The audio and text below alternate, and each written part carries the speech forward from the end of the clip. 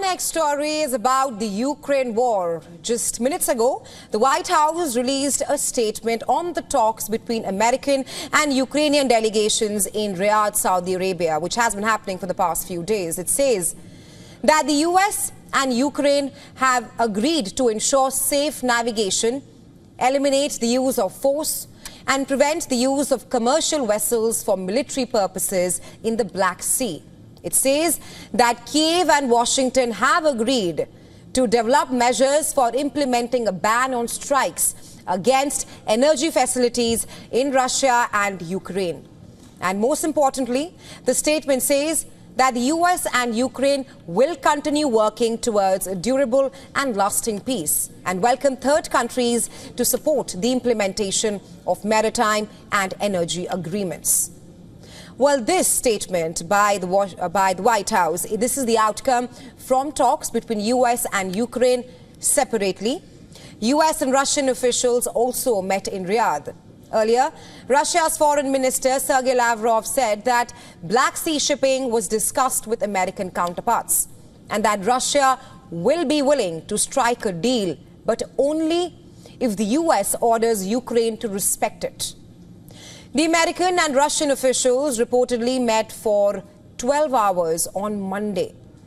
A statement from that meeting is expected soon, but as far as battleground is concerned, despite the ongoing talks to end the war, Ukraine and Russia are still exchanging fire on the ground. Overnight, Ukraine reported that Russia launched 139 drones and 1 ballistic missile. According to Ukraine's statement this morning, they shot down 78 drones launched by Russia. Another 34 were reportedly decoys that did not carry explosives and caused no damage.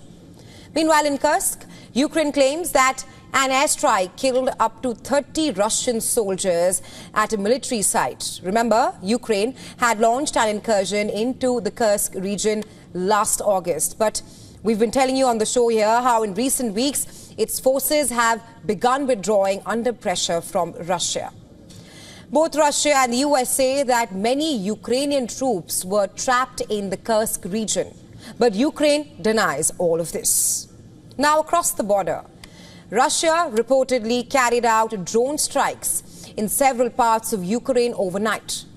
The Kiev region was targeted early in the day, and firefighters worked to extinguish a fire at a warehouse. No casualties were reported. And in the eastern regions of Kharkiv and Sumy, Russian strikes destroyed several buildings and vehicles. Ukraine's military reported that Russia conducted 76 aviation strikes and used 794 drones against Ukrainian targets.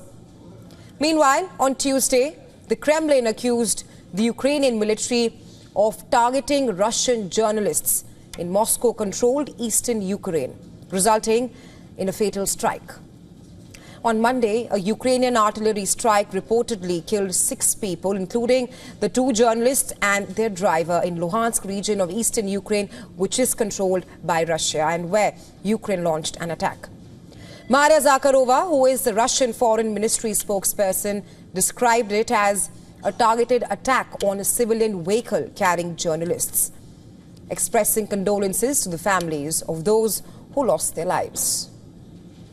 Meanwhile, Kremlin spokesperson Dmitry Peskov accused Ukraine of targeting the journalists as well. Take a listen. The fire was targeted. They were deliberately targeted to kill them. The Kyiv regime continues its atrocities against journalists and people who do not have weapons in their hands. This is the nature of the Kyiv regime.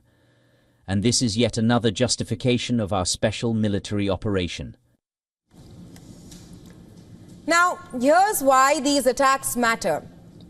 You see, these attacks coincide with negotiations in Saudi Arabia between Russia and American officials. And that's regarding a possible ceasefire in the war. And we just told you about the statement that came out after the meeting between Ukraine and the US officials. Now, all this has been challenging as both Kiev and Moscow sides continue to attack each other with drones and missiles. According to news agency AP, a major sticking point is that what target would be off limits to strike. While the White House said energy and infrastructure would be covered, the Kremlin has said that the deal referred more narrowly to energy infrastructure. Zelensky has emphasized the need to protect infrastructure like railways and ports.